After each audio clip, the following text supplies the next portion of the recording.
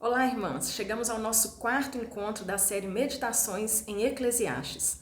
Estamos acompanhando Salomão em sua busca, em sua investigação pelo sentido da vida, porque também essa é um anseio da alma de todo ser humano.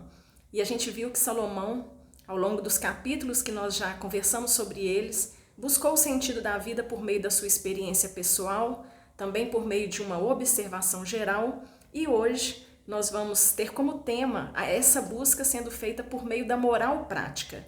É a busca de Salomão para entender o sentido da vida, agora não observando a sua experiência pessoal, nem fazendo uma observação geral, mas analisando por meio da moral prática. Então, o que será que nós podemos aprender, refletir, pensar sobre o sentido da vida dentro dessa perspectiva? Esse tema, né, essa investigação de Salomão por meio da moral prática, ela acontece no livro de Eclesiastes, nos capítulos 6, 7 e 8, já caminhando para o nosso final dessa série. E é interessante que ele já começa o capítulo 6 de Eclesiastes nos alertando para algo que nós já falamos sobre isso, porque ele também já tinha falado sobre essa questão quando ele fez a observação por meio de sua experiência pessoal. E o capítulo 6, ele fala sobre a gente depositar o sentido da vida, a alegria, a plenitude que nós buscamos nas coisas materiais. É interessante que ele faz uma lista aqui de bens, de riquezas, de posses, de coisas conquistadas e alcançadas, mas que ele destaca algo interessante. Por mais que todas essas coisas sejam benéficas, sejam desejadas por nós, e que podemos sim desfrutar de cada uma delas, por outro lado, ele nos alerta para o fato de que adquirir esses bens, de ter essas posses, não traz para nós um sentimento de plenitude e de realização. É interessante, olha o que ele diz no capítulo 6, no versículo 7, ele fala algo para a gente poder pensar. Ele diz assim: todo o trabalho do homem é para a sua boca. É o fruto do seu trabalho, as conquistas que ele alcança por meio do seu trabalho.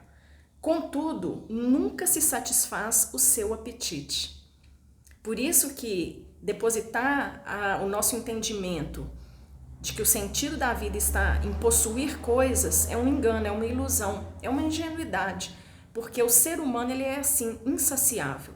Nós podemos, nos nossos projetos, colocar várias coisas que queremos conquistar, e nós sabemos muito bem pela nossa experiência que muitas dessas conquistas, quando nós chegamos lá, houve um sentimento de vazio, um sentimento de ter que buscar algo mais, porque aquilo não era suficiente. E esse versículo de Eclesiastes mostrou muito bem isso. O apetite humano, ele é insaciável. Por mais que ele tenha, por mais que ele consuma, por mais que ele desfrute de bens, de riquezas, de posses, de realizações, de conquistas materiais, sempre haverá um vazio, porque muitas vezes, ou na maioria das vezes, nós somos insatisfeitos. Sempre queremos mais. Alcançar algo é uma alegria naquele momento, porém ela é passageira, porque logo que alcançamos aquilo perde um pouco do seu valor e começamos a estabelecer várias outras metas para serem alcançadas. Isso é um alerta para nos fazer pensar que tanto nós estamos depositando em obter coisas a nossa alegria e a nossa satisfação. É certo de que quanto mais vamos fazendo a nossa vida girar em torno do que nós queremos ter, mais tristeza, mais frustração nós vamos alcançar. Porque, como disse o texto, nós somos insaciáveis, sempre queremos mais. A gente vê a prova disso, né? Por exemplo, às vezes uma pessoa mais carente, ela tem necessidade de muitas coisas. E aí, às vezes, fica aquela ilusão. Se eu recebesse o dobro do que eu recebo, eu viveria melhor. Mas aí você olha para pessoas que recebem o dobro dele e vivem a mesma situação. Pessoas que recebem 10 vezes mais vivem a mesma situação. Muitas dívidas, muitos problemas, tudo que tem, tudo que recebe nunca é suficiente. Esse fato constatado por Salomão, já aqui neste capítulo 6, nos faz pensar, nos deve fazer pensar em como nós lidamos com as coisas que nós temos, com o tipo de vida que Deus nos deu. Que tanto nós estamos contentes, satisfeitos. O contentamento faz parte da nossa vida ou somos sempre descontentes, insatisfeitos, insaciáveis. Nunca chegamos lá. Sempre está faltando alguma coisa. E aí, nessa caminhada por meio da moral prática, a primeira alerta que Salomão nos dá é que, primeiro, nós já sabemos que o sentido da vida não está nos bens materiais. Aí ele nos leva para o capítulo 7 e 8, onde ele vai dizer, já que não está nos bens materiais, e nós sabemos muito bem disso, ele fala, então deve estar na moral prática, no bom comportamento. E é interessante que o capítulo 7 é um capítulo sempre muito lido, muitas vezes exposto, porque ele traz para nós muitas ideias interessantes e importantes na nossa caminhada, e ele fala de muitas coisas. Por exemplo, ele fala sobre a boa fama. Estamos falando de moral prática. Então, Salomão, pense nisso que ele está nos propondo. Já que entendemos que os bens materiais não saciam a nossa alma, não nos trazem plenitude, satisfação, pelo contrário, nos deixam sempre com vontade de querer mais, ele diz, então, já que não está nos bens materiais, talvez o sentido da vida esteja na moral prática, porque termos um bom comportamento, nos portarmos bem na sociedade, é sim um caminho para encontrar o sentido da vida. Aí ele vai listando essa moral prática. Então ele fala, por exemplo, sobre a importância de ter boa fama, bom nome, ser exemplo para as pessoas. Ele fala também sobre a importância da reflexão sobre a vida nos momentos de luto. Ele até fala, né, melhor estar na casa onde há luto do que na casa onde há festa. Por quê? Na casa onde há luto, nós paramos para pensar no fim da vida. E os vivos que o tomem em consideração, a importância de refletir sobre a vida. Ele fala sobre ter um coração sábio, ele fala sobre a importância de ouvir a repreensão do sábio, isso tem a ver com moral prática, né? Quanto mais nós damos ouvidos a conselhos sábios, nós nos desenvolvemos melhor, somos mais bem-sucedidos. Então ele vai listando coisas da moral prática que a gente deve observar. E você concorda comigo que tudo isso aqui são coisas importantes, são coisas interessantes, né? E ele fala também sobre a questão da justiça, sobre a questão da sabedoria, fala sobre a questão de evitarmos ao máximo caminhos de pecado e de perversidade, e ele fala também sobre como nós devemos evitar amaldiçoar outras pessoas. Comportamentos bons, uma moral exemplar, a ser copiada por outras pessoas. São dicas que ele dá de que talvez podem trazer para nós um sentido para a nossa vida. Mas é interessante que, à medida que Salomão vai citando todas essas coisas, ele começa também a mostrar que na moral prática existem algumas anomalias, algumas coisas estranhas, algumas coisas que não encaixam muito bem. Porque ele diz assim, olha bem, no versículo 15 do capítulo 7, ele fala assim, tudo isto vi nos dias da minha vaidade. Há justo que perece na sua justiça, e há perverso que prolonga os seus dias na sua perversidade. Olha que interessante. E não é isso que nós vemos? Quantas vezes nós vemos, por exemplo, pessoas próximas de nós, ou notícias que aparecem nos jornais, de pessoas que fizeram algo certo e foram injustiçadas, pessoas que foram presas e depois descobriram que ela não tinha cometido crime nenhum. Então, às vezes, a pessoa que anda corretamente nem sempre vai alcançar resultados bons. E pessoas que andam de maneira perversa nem sempre vão colher resultados ruins. Isso nos alerta para a anomalia da moral prática, ou seja, não é ela que garante a nossa satisfação e a nossa alegria, a nossa plenitude de vida. Porque dentro dessa moral prática que é boa, que deve ser observada, existem anomalias, existem estranhezas, existem coisas erradas. Com certeza você já se deparou, você já se indignou, você já pensou e talvez você já tenha inclusive questionado a Deus sobre como pode. Eu tenho lutado para viver uma vida correta que agrada ao Senhor e quantas coisas ruins têm acontecido comigo. Enquanto com fulano de tal, que anda distante, blasfema contra o teu nome, pratica o mal contra várias pessoas, está aí, está enriquecendo, está vivendo uma vida boa, está feliz, está alegre, viajando, aproveitando a vida. Como pode isso? Irmãos, Salomão, por meio dessa observação, dessa busca que ele faz sobre o sentido da vida, em meio da moral prática, ele nos alerta para uma coisa: se por um lado o sentido da vida não está definitivamente nos bens materiais, ela também não está na moral prática. E às vezes isso é um ponto difícil de ser compreendido e aceitado, porque na nossa mente nós compreendemos, nós esperamos que ao fazermos tudo certo, tudo dará certo. E para aqueles que fazem tudo errado, eles vão colher as consequências dos seus erros. E não é assim que funciona.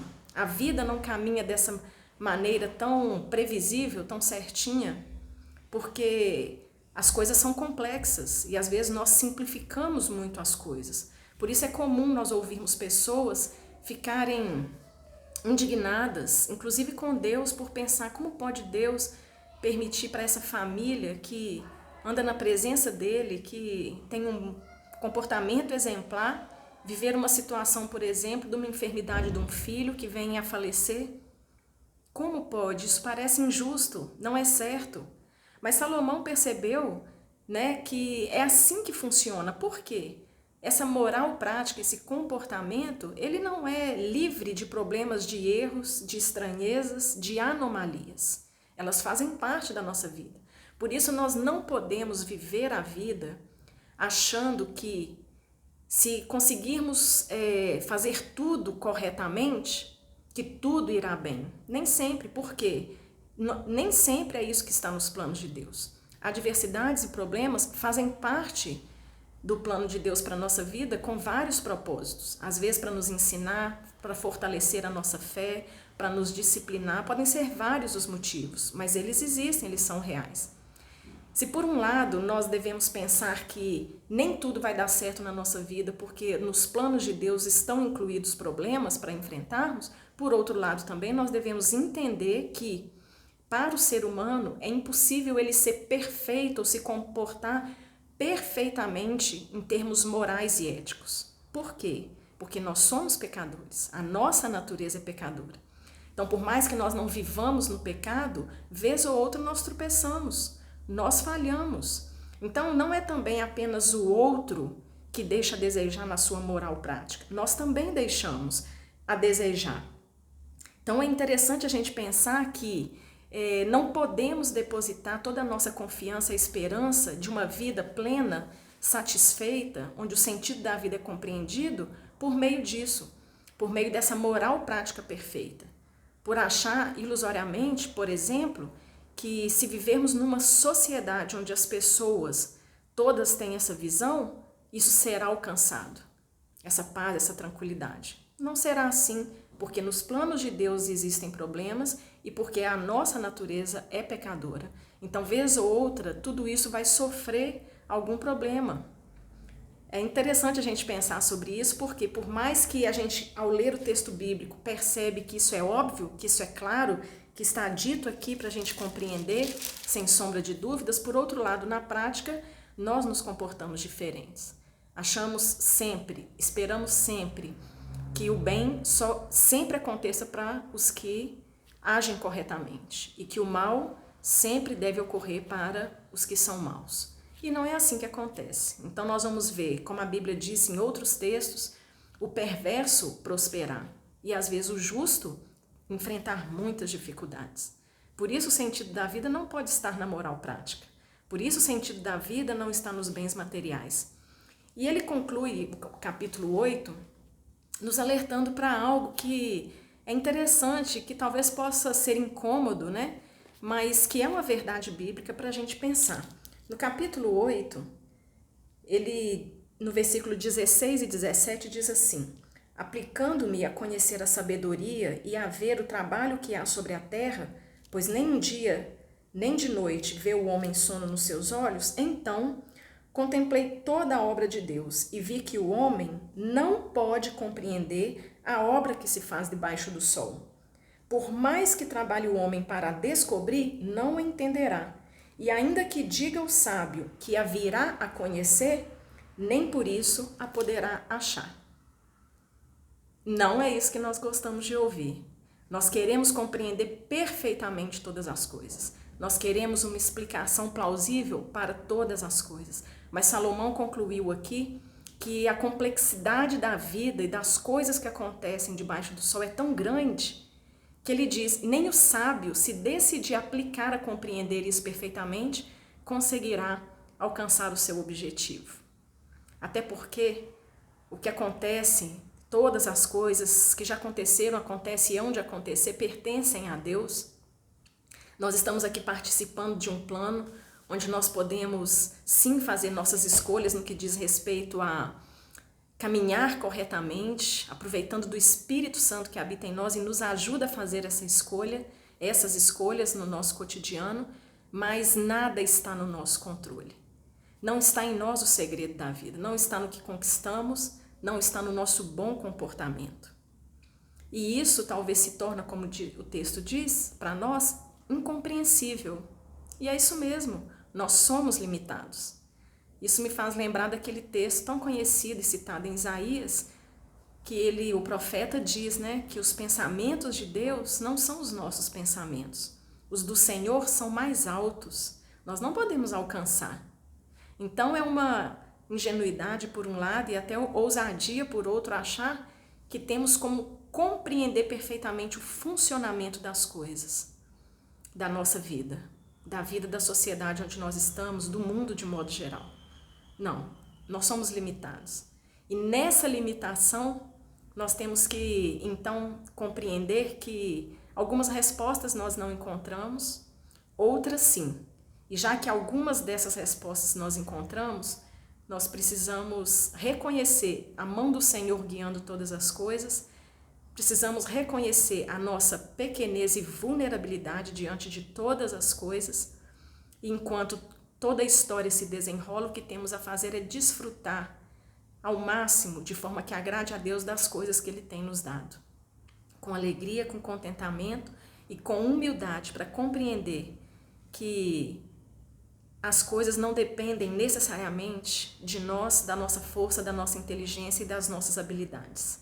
Somos servos de Deus para viver aqui nesse mundo como luz para o mundo, para adorá-lo, glorificá-lo, para nos alegrarmos também naquilo que Ele tem nos dado, que é muito, e que nós muitas vezes não nos contentamos.